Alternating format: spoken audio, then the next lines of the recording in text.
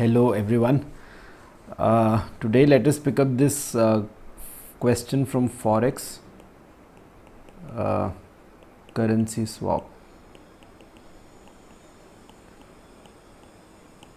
Currency swap का ये एकमात्र क्वेश्चन है आपके प्रैक्टिस मैनुअल में. डिस्कस करते हैं. इजी ही क्वेश्चन है.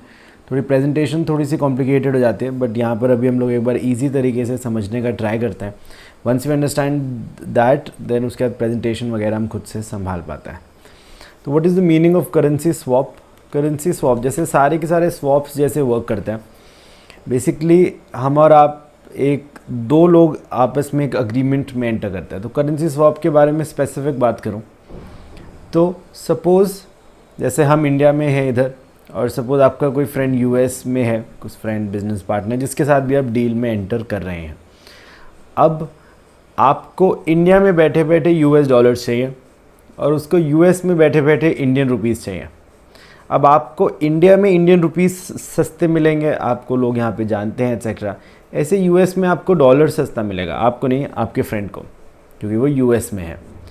अब अगर सेम ही टाइम के लिए, सेम ही पीरियड के लिए और सेम ही अमाउंट्स में अगर इंडिया वाले को यूएस का लोन चाहिए, अगर एक सिंपल एग्जांपल लें, अगर इंडिया वाले को यूएस डॉलर का लोन चाहिए और यूएस वाले को सपोज़ आईएनआर का लोन चाहिए, तो ऐसे में हम करेंसी स्वैप टाइप की चीज़ में एंटर कर सकते हैं. किस फॉर्म में? इंडिया वाला जो बंदा है, जो इंडिया वाला बंदा है, will borrow in INR, he will borrow INR. ऐसे जो यूएस वाला बंदा है, ही विल बोरो यूएसडी. ये अपनी बैंक से यूएस डॉलर्स लेगा, ये अपने बैंक से इंडियन रुपीस लेगा. इसके बाद डॉलर्स आए, ये इंडियन वाले को पकड़ा देगा. इसके बाद रुपीज़ आए, ये यूएस वाले को पकड़ा देगा. तो this is what is a currency swap. तो as a whole, as a group इन लोगों को फ़ायदा हो जाएगा. इंडिया के बैंक को नहीं पता कि इसने इस पैसे से क्या किया. इंडियन बैंक के हिसाब से उसने अभी भी आईएनआर ही बोरो किया. तो इंडिया वाले ने जो बोरो किया उस पर इंडिया वाले को ही रुपीज़ की टर्म्स में इंटरेस्ट देना होगा. ऐसे यूएस वाले को भी डॉलर्स के हिसाब से इंटरेस्ट देना होगा. बाकी लोग आपस में भी कुछ अरेंजमेंट वगैरह प्रॉबेबली कर लेंगे. तो कुछ ऐसी सी डायरेक्शन में ये करेंसी स्वैप वर्क करता है. तो आइए विदाउट वेस्टिंग मच टाइम ये करता है. तो अब यहाँ पर क्वेश्चन पढ़ते हैं. देखिए, A and B intend to borrow $200,000 and $200,000 in yen respectively. तो जो ए है उसको नीड्स यूएस डॉलर्स और जो बी है नीड्स येन. तो जैसे हमने बात करी करेंसी स्वैप के बारे में, तो प्रॉबेबली जो ए है he will be borrowing in yen and जो बी है वो प्रॉबली डॉलर्स में बोरो कर रहा होगा, क्योंकि हमारी बात हुई थी वो लोग ऑपोजिट करेंसीज में बोरो करते हैं. And for a time horizon of 1 year, the prevalent interest rates are as follows.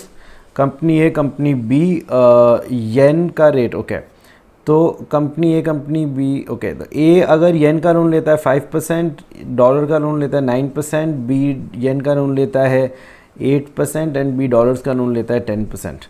एक बार डिस्कस करते हैं. वैसे ही देखो, ए जो है उसको क्या चाहिए थे? डॉलर्स चाहिए थे. ए अगर डॉलर्स में बोरो करता तो कॉस्ट आती 9%, और अगर बी अगर येन में बोरो करता कॉस्ट आती 8%. ठीक है, बेसिकली टोटल मिला के दोनों के दोनों मिला के 17%, नॉट एग्जैक्टली 17%, बट ठीक है. अब अगर ये ऑपोजिट चीज़ कर लेते हैं, यानी कि ए को डॉलर्स चाहिए, अगर ये येन में बोरो करता है तो ए का येन का रेट है आपका 5% और बी उस केस में डॉलर्स में बोरो कर रहा होगा, बी का डॉलर का रेट है आपका 10%. आप देखेंगे तो ये देखो, एज अ ग्रुप साफ 2% का फ़ायदा हो गया. एज अ ग्रुप साफ 2% का फ़ायदा हो गया. तो क्वेश्चन में हम यही देखेंगे कि जो 2% का फ़ायदा मिला है, दोनों आपस में 1-1% डिवाइड कर लेंगे. Will see. अब पढ़ते हैं आगे. The prevalent exchange rate is $1 equal to yen 120. तो देखो, मैं ना हमेशा इस तरीके का एक डायग्राम बना के समझाना चाह रहा था. ये हो गया ए, ये हो गया बी, ये हो गया ए के कॉरस्पॉन्डिंग बैंक, ये हो गया बी के कॉरस्पॉन्डिंग बैंक.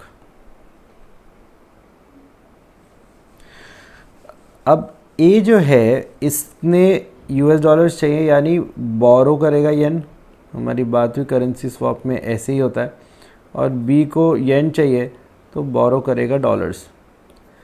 अब देखिए दोस्तों ज़रा ध्यान से देखिएगा, ए अगर बोरो करता है येन, अब ए के लिए येन का रेट कितना है 5%, तो ये अपने बैंक को 5% देगा।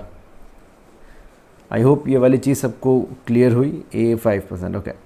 ऐसे ही बी जो है, बी यूएस डॉलर्स बोरो कर रहा है, यूएस डॉलर्स का रेट है 10%, तो ये अपने बैंक को 10% देगा। जैसे मैंने आपको पहले भी एक्सप्लेन करा, बैंक्स को आपस में नहीं पता कि कौन कौन है, उसने तो जो ये बोरो किया, ओके। फिर लिखा the enter into currency swap under which it is agreed that B will pay A, यानी बी विल पे ए कितने पे, at 1% over the yen interest rate which the latter will have to pay, यानी ए को जो पे करना पड़ रहा है, ए को 5% पे करना पड़ रहा है, तो बी ए को उससे 1% ऊपर यानी 6% देगा। whereas A will reimburse interest to B only to the extent of 9%, A जो है वो B को 9% देगा। तो आई होप ये वाली चीज़ हम लोगों को समझ में आई, ये वाली चीज़ हमारे लिए बहुत इंपॉर्टेंट है, ये वाला डायग्राम। अब देखो दोस्तों, तो ए की क्या क्या कॉस्ट है, देखो एक तो 5% जो उसने वहाँ दिया, एक 9% जो उसने वहाँ दिया, लेकिन उसको 6% रिसीव भी हुआ, नेट 9 + 5 14 - 6 8% की कॉस्ट आई। ऐसे ही बी को कितनी कॉस्ट है, देखो दोस्तों 10% जो उसने बैंक को दिया, 6% जो उसने उसको दिया, -9% 7% की कॉस्ट आई। अब देखो ज़रा अच्छे से देखिए, तो ए को नेट कॉस्ट 8% आई। ए ने अगर अपना ही किया होता तो ए को चाहिए थे डॉलर्स, ए की 9% कॉस्ट पड़ती, उसकी जगह 8% में ही काउंट हो गया, तो 1% का इसको फ़ायदा हो गया। आई थिंक कुछ सिमिलर ही हुआ बी के साथ, बी को येन चाहिए थे, बी ने येन खुद से बोरो करे होते तो 8% की कॉस्ट आती, यहाँ पे 7% की है, तो इसीलिए इसको भी 1% का बेनिफिट हो गया। हेंस एज अ ग्रुप इन लोगों को 1% का फ़ायदा हो गया। बाकी आप लोग यहाँ पे प्रेजेंटेशन देखिएगा तो उसने बस कैश फ्लो की टर्म्स में दिखाया है कि देखो इसने इतना उसको दिया, इसने उतना उसको दिया, इतना उसको रिसीव हुआ, नेट उसकी इतनी कॉस्ट आई, एट्सेट्रा एट्सेट्रा। बिल्कुल नॉर्मल प्रेजेंटेशन है। ये वाले डायग्राम के थ्रू आपको एक बार क्लैरिटी आ जाती है। इसके बाद आप लोग वाला सोल्यूशन देखेंगे तो आपको बहुत ईजीली समझ में आएगा। ठीक है, I hope this was helpful. हम लोग अगली वीडियो में मुलाकात करते हैं। Thank you so much, bye bye.